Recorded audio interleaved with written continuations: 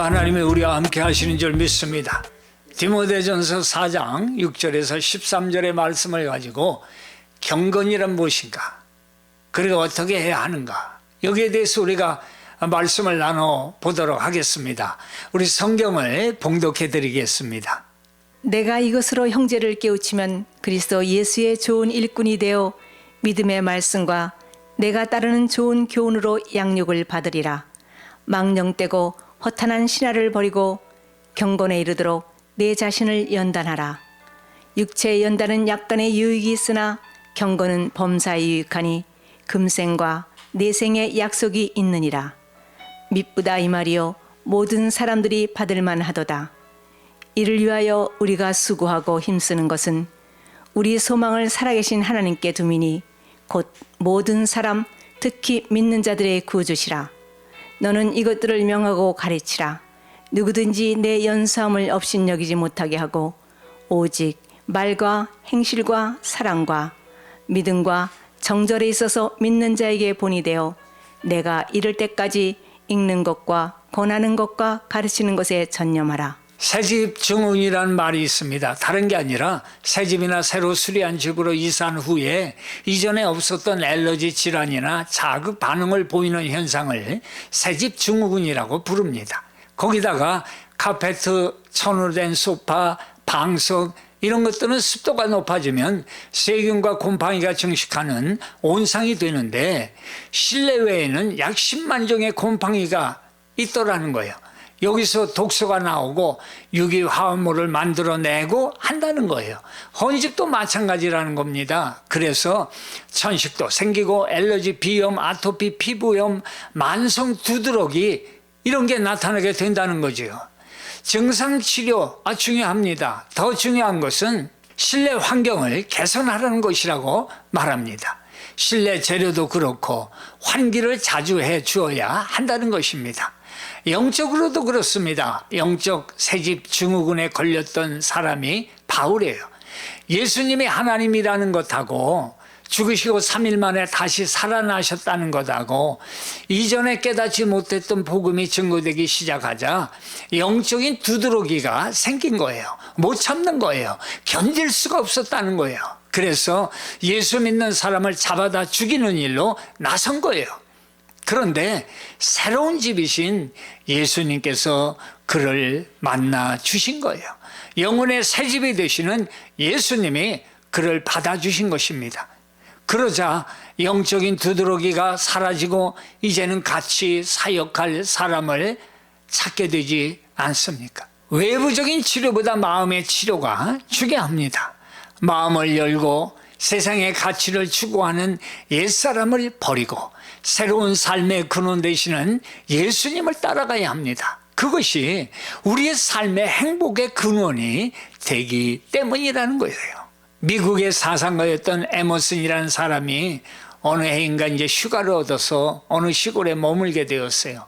하루는 암소를 외양간에 집어넣기 위해서 온갖 노력을 기울여 봤어요. 달래도 보고 때려도 보고. 그런데 이 암소가 뒷발에 힘을 모은 채 전혀 움직이지를 않는 거예요. 아무리 힘을 써도 이건 힘만 빠지는 일이었어요. 그 모습을 구경하던 한 소녀가 암소에게 다가왔어요. 그러더니 암소 콧장 등을 한참 쓰다듬어요. 그리고 얼굴을 부벼댑니다. 그러고는 부드럽게 암소를 끄고 외양간으로 들어가는 거예요. 깜짝 놀랐어요. 아니 어떻게 저 어린아이가. 그때 이 에머슨이라는 사람은 한 가지 원리를 깨닫게 돼요. 사람이나 동물의 마음을 움직이게 하는 것은 외부의 힘이 아니라 내부의 동기라는 것을 알게 되었다는 거예요. 건강도 먼저는 평안한 마음, 거기에서 나오는 것 아닙니까? 마음이 움직여야 운동도 되고 봉사도 되고 전도도 되고 스트레스가 도전도 되고 말입니다. 그것이 바로 예수님을 날마다 생각하는 힘으로 얻어지는 힘이라고 말씀하는 거예요. 자, 그럼 경건이란 무엇입니까? 오늘 본문에 보면 오직 경건에 이르기를 연습하라 이런 말씀하시죠.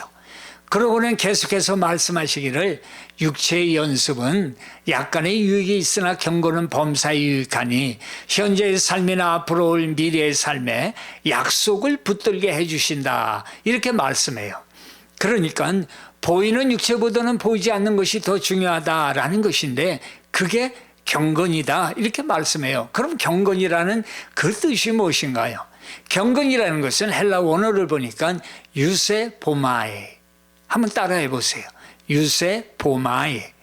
이건 유 플러스 세모마이가 합쳐진 것인데 유라는 말은 잘한 이런 뜻이에요. 세보마이는 즉 세비야. 이건 존경이나 경배, 하나님을 향한 신앙심 이것을 의미해요. 그래서 이 뜻을 정리하게 되면 하나님을 향한 바른 생활 혹은 하나님을 공경하는 바른 생활이라는 것이 경건이라는 거예요. 그래서 성경에는 경건이라는 것이 믿음이라는 말과 같이 사용되어서 그 뜻이 같습니다. 믿음은 하나님에 대한 신뢰 아니에요. 경건은 그 믿음에서 나오는 바른 생활이라는 것입니다. 다시 한번요. 믿음은 하나님에 대한 신뢰요. 경건은 그 믿음에서 나오는 바른 생활이다라는 거예요.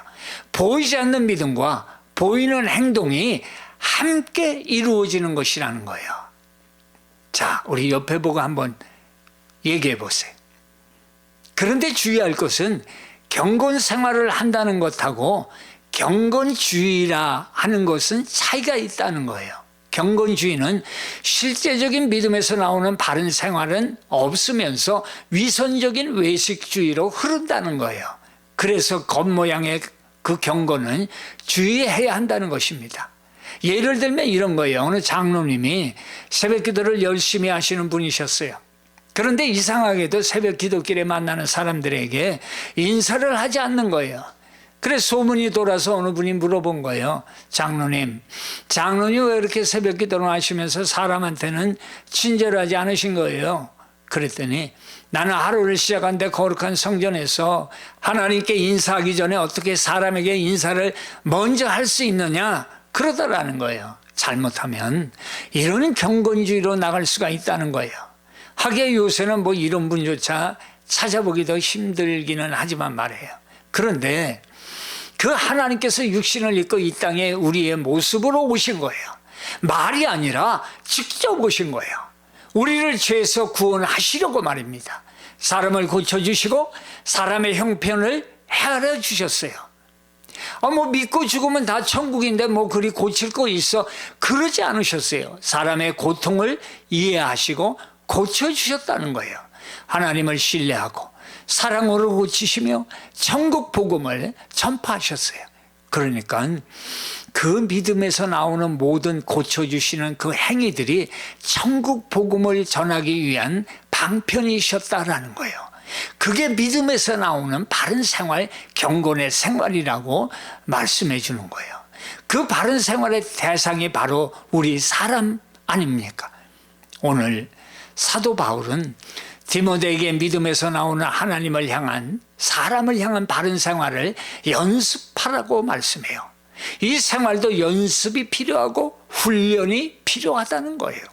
연습이라는 말은 본래 벗는다라는 말에서 나왔는데 이는 운동을 하기 위해서 옷을 벗는다는 거예요. 운동을 하기 위해서는 하고 싶은 거, 먹고 싶은 거 이런 걸 다 벗어놓지 않습니까?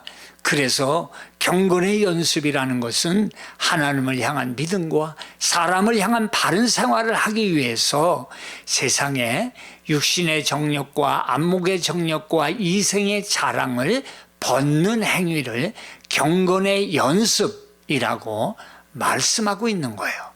그래서 야고보서 1장 26, 27절로는 바른 경건에 대해서 이렇게 말씀하고 계세요.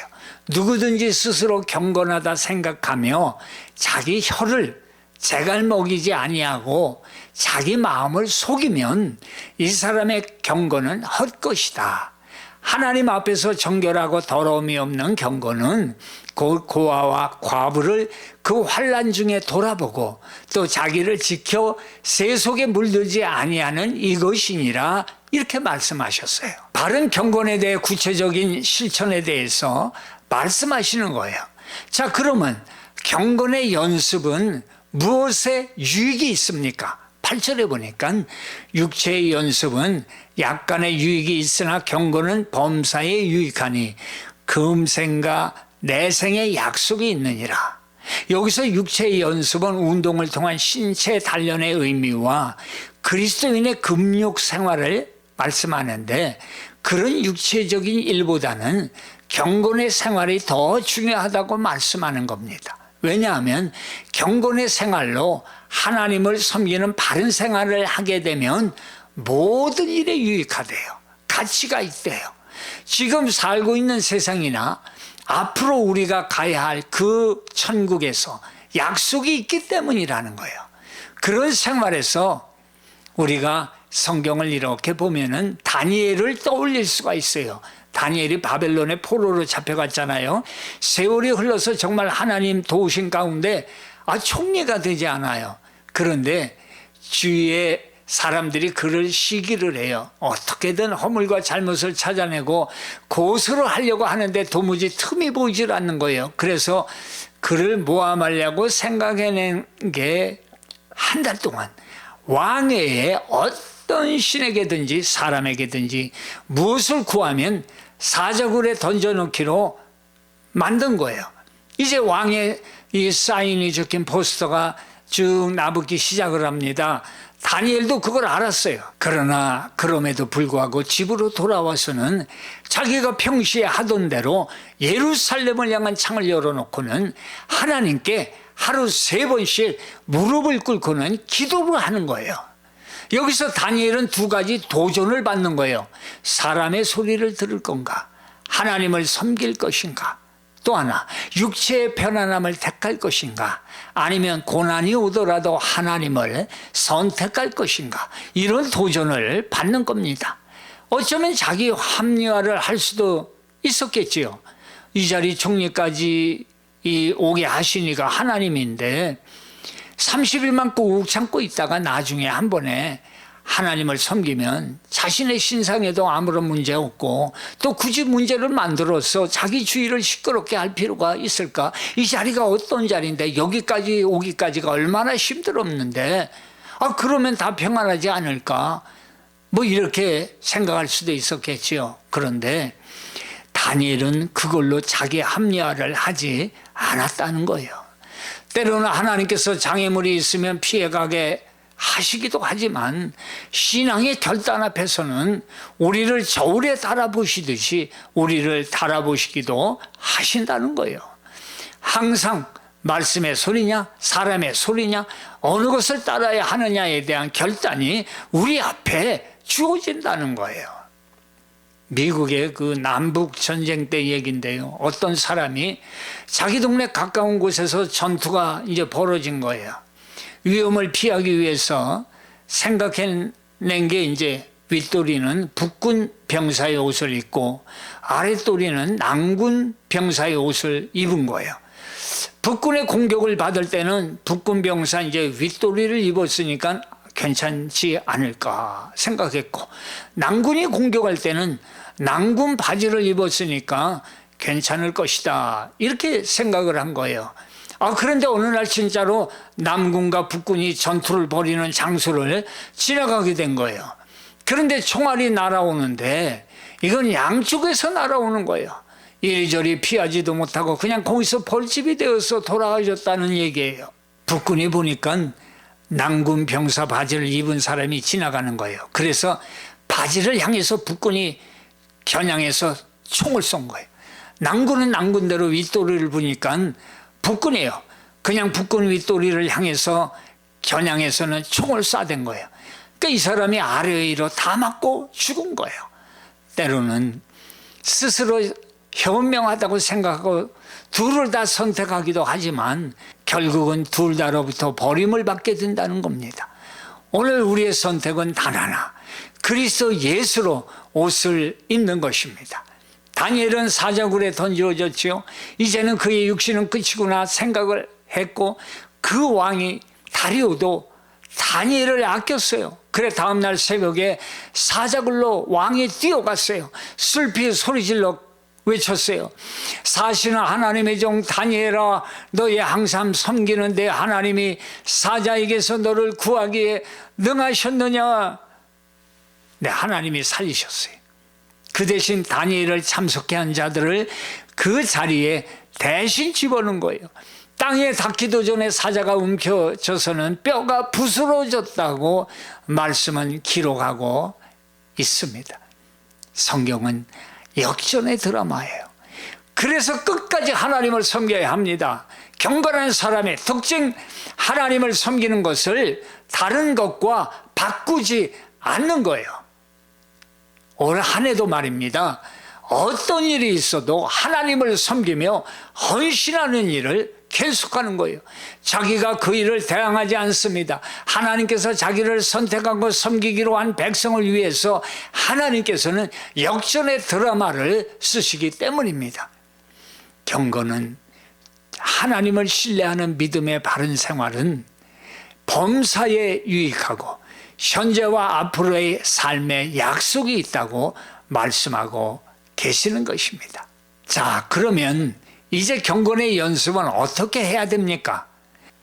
바울은 디모데전서에서 경건 생활을 말하는데 종합하면 4가지를 말씀합니다. 첫째가 디모데전서 2장 1절에 간구와 기도와 도구와 감사입니다. 여기서 도구라는 것은 인터세션, 중재, 중보를 말합니다. 그러니까 성도의 기도는 자신의 문제를 위해서 기도해야 합니다. 하지만 다른 사람을 위해서도 기도할 것을 말씀하고 있는 거예요. 기도 생활, 이것이 경건 생활의 첫째라는 거예요. 그런데 알면서 하지 못하는 경우가 얼마나 많아요. 그 이유를 육신이 약하다 이런 데서 찾기 전에 영적인 곳에서 찾아야 된다는 겁니다. 기도를 방해하는 세력이 있습니다. 사탄은 대적자입니다. 하나님을 대적하고 하나님의 일을 방해합니다. 또 마귀가 있어요. 마귀는 참소자요, 회방자요, 고소자요. 남의 허물과 죄를 들추어서 고소하고 거짓말을 만들어내는 거예요. 배후 세력은 귀신이 있어요. 귀신은 유혹자예요. 사람을 유혹하고 범죄케 하고 타락시키는 일을 하는 것이 귀신이에요. 이같이 우리의 영적인 일을 방해하고 게으르게 하고 마음을 어지럽히고 죄를 짓게 하는 것이 바로 이 어둠의 권세의 일이라는 거예요. 그래서 그 배후의 역사는 이 세력을 대적해야 된다는 거예요. 사탄이 예수님을 시험하지 않습니까? 광야로 이끌어서 40일 금식하며 기도하는데 3가지로 유혹하잖아요. 첫째는 육신의 정령, 안목의 정령, 이생의 자랑, 이거예요. 배고프고 가장 약할 때 돌이 떡이 되도록 너도 갈 수 있지 않냐? 뭘 굶어가면서까지 뜻을 구하느냐는 거예요. 그렇게 안 해도 살 수 있지 않냐는 거예요. 지금까지도 그렇게 살았는데 뭘 그렇게 애절하냐라는 거예요. 우리가 약할 때 너도 능력이 있다고 유혹을 합니다. 굳이 하나님한테 그걸 물어 갈 필요가 있냐는 거예요. 잘 대답도 안 해주시는 것 같은데 그러면서 유혹을 합니다. 예수님을 유혹했는데 우리 같은 사람들이야 얼마나 쉽겠어요. 그러니 기도해야 합니다. 기도해 주어야 합니다. 당신의 이웃을 향해서 말입니다. 둘째 보니까 내가 하나님의 말씀으로 산다고 했으니 뛰어보라고 그러면 하늘에 천사가 내려와서 다치지 않게 받들고 할 테니까 뛰어보라는 것입니다. 말씀을 고의로 테스트하는 거예요. 그래서 마귀는 우리 마음대로 기도로 조건을 정해놓고는 하나님을 시험하게 만든다는 거예요. 마치 내가 뛰어내릴 테니 받아주세요 그러실 거죠.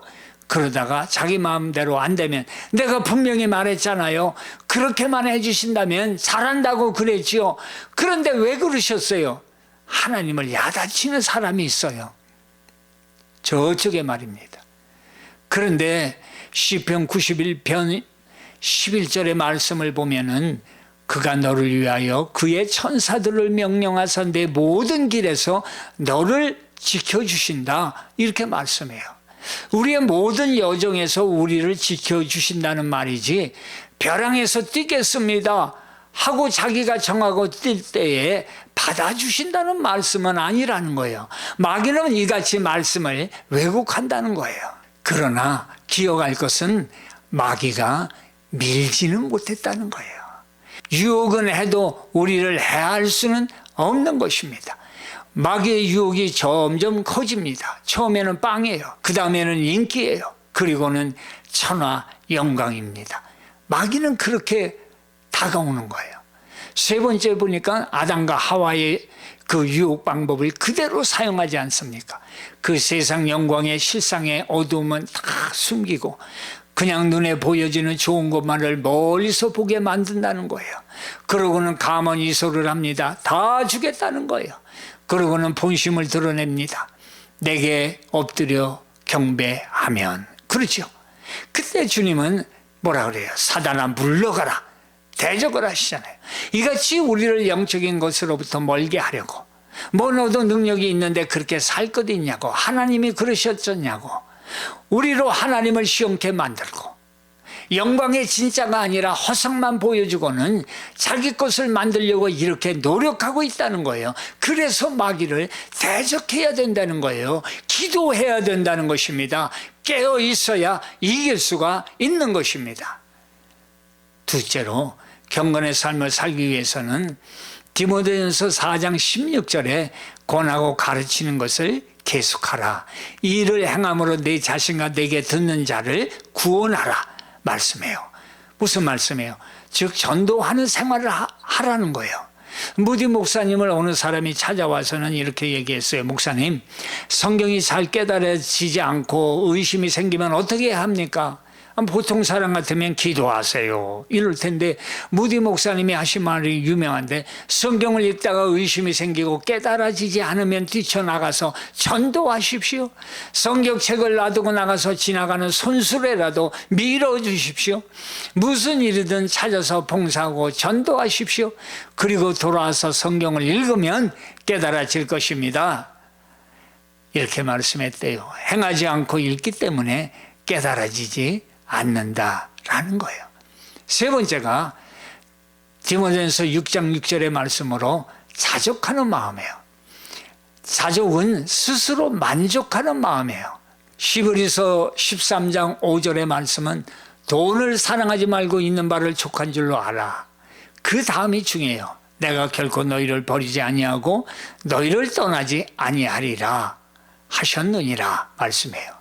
존 맥스웰 목사님은 이런 말씀을 합니다. 자신만을 위해 사는 삶은 결코 행복할 수가, 만족할 수가 없습니다. 삶이 즐겁다고 생각하는 횟수가 줄어들고 모든 것에 흥미를 잃어간다면 생각을 바꾸십시오. 다른 사람을 생각하는 법을 배우십시오. 그러면서 자기만을 위하는 것을 멈추라는 거예요. 항상 생각을 해도 안 되는 쪽으로 생각하고 좋은 면을 보지 못하는 것과 정신 상태가 허약해서 깊이 생각을 못하고 결정을 내리지 못하는 것은 자기만을 위해 사는 자기 도취에서 나온다는 것입니다. 그때는 정신과 의사를 찾아갈 것이 아니라 밖으로 나가서 봉사 일을 하거나 남을 도울 때 의외로 만족한 삶을 살 수가 있다는 것입니다. 또 하나 말하는 것은 매 순간 유머를 즐기라는 거예요. 사람들은 삶을 너무 심각하게 산다는데 문제가 있다는 거예요. 매 순간 신중해야 합니다라는 것을 순간마다 어렵고 힘들고 때로는 슬펐던 순간을 떠올리려고 한다는 거예요. 그게 경건이라고 생각하는 사람들이 의외로 많다는 거예요. 그런데 만족의 삶의 비결은 어차피 지나는 시간인데 즐겁게 유머를 가지고 살면 한층 삶이 좋아진다는 거예요. 미국의 대통령의 자리는 세계를 움직이는 자리 아니에요? 그 심각성이야말로 더 말할 필요가 없는 자리였어요. 레이건이 총에 맞아 입원했을 때 의사와 간호사에게 이제 둘러싸여 있었어요. 그때 레이건이 간호사에게 이런 말을 했대. 이걸 낸시가 알고 있나? 그러고는 수술을 시작하려는 주치의가 인사를 했어요. 그랬더니 자네 모두 공화당원이겠지 했다는 거예요. 뭐 이런 데에 다른 것 심각할 여지가 없었겠지요. 무엇보다도 하나님은 말씀하십니다. 가진 것을 만족해라. 내가 너를 버리지도 아니하고 떠나지도 아니하겠다 말씀해요. 넷째로 경건의 삶을 살아가려면 하나님께 충성해요. 디모데전서 1장 12절의 말씀이에요. 하나님의 집에 충성을 다하는 생활이다 말씀하지요. 30년 동안의 종교전쟁으로 독일은 폐허가 됐어요. 흑사병까지 돌아서 독일 인구 1600만 명 중에 600만 명만 살아남는 지옥 같은 시기가 있었어요. 전쟁에서 이긴 캐톨릭은 개신교를 극심히 핍박을 했어요. 1704년 어느 날 슈몰크 목사님이 부인과 함께 병든 교인을 신방하고 돌아왔을 때 기막힌 일이 벌어졌어요. 교회와 주택이 다 타버리고 재숙에서 서로 껴안고 다 죽은 두 아들의 시신을 발견하게 된 거예요. 얼마나 말 못할 가슴 아픈 사연에 슈몰크 목사님은 오랫동안 그 아들의 시신을 붙들고 울다가 기도를 드려요. 내 주여 뜻대로 행하시옵소서. 근심 중에도 낙심케 마시고 주님도 때로는 울기도 하셨네. 날 주관하셔서 뜻대로 하소서. 내 주여 뜻대로 행하시옵소서. 내 모든 일들을 다 주께 맡기고 저 천성을 향하여 고요히 가르니 살든지 죽든지 뜻대로 하소서. 우선하는 삶은 하나님의 뜻을 구합니다. 잘 될 때만 충성이 아닙니다. 어떤 어려움 속에서도 충성하는 것이 참된 충성인 것입니다. 경건을 연습하라고 말씀해요. 훈련이나 연습은 반복되고 쉬지 않고 행함으로 그것이 습관이 되고 체질화되고 인격이 되는 것입니다. 그 인격이 그 가정의 문화가 되고 역사가 되는 것입니다. 경건에 힘쓰시고 범사에 형통하고 현재와 미래의 약속을 누리는 저와 여러분 되시기를 축원합니다.